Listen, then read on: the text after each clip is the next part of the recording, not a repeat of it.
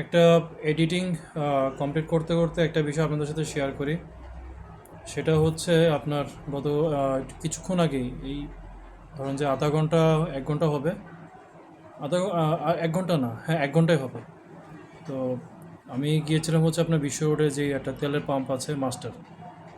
তো ভয়ঙ্কর বিষয় যেটা, সেটা হচ্ছে আমি 1,000 টাকার তেল দিতে বলছি, তারা আমাকে 1,000 টাকার তেল দিতে পারতেছে না। তারা আমাকে বলতেছে যে 500 টাকার তেল দিতে পারবে, 1,000 টাকার তেল দিতে পারবে না, কারণ হচ্ছে পাম্পে তেল নাই। তো আমাকে বললো যে আপনাকে তেল দেওয়ার পরে হয়তো মনে কিছুক্ষণ পরে তেল শেষ হয়ে যাবে।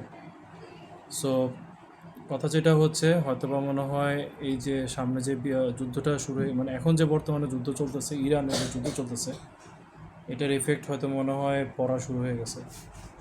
তো সামনের দিকে আদৌ জ্বালানি তেলের সংকট আরও বাড়বে কি না, সেটা নিয়ে একটু এখন শঙ্কিত। যাই হোক, 1,000 টাকা জায়গায় 500 টাকা তেল পুরো নিয়ে আসছি। আজকে মনে হয় না আর তেল পুরাইতে পারবো। সো কালকে যেয়ে দেখতে হবে যে পাম্পের তেল আছে কি না। যদি তেল না থাকে তাহলে ধরেন যে আর হয়তো বা বাইক চালানো হবে না। তো বিষয়টা আসলেই চিন্তার বিষয়। যদি জ্বালানি তেলের সংকট শুরু হয়ে যায় তাহলে আর মানে বাইক চালানো আর কারো সম্ভব না।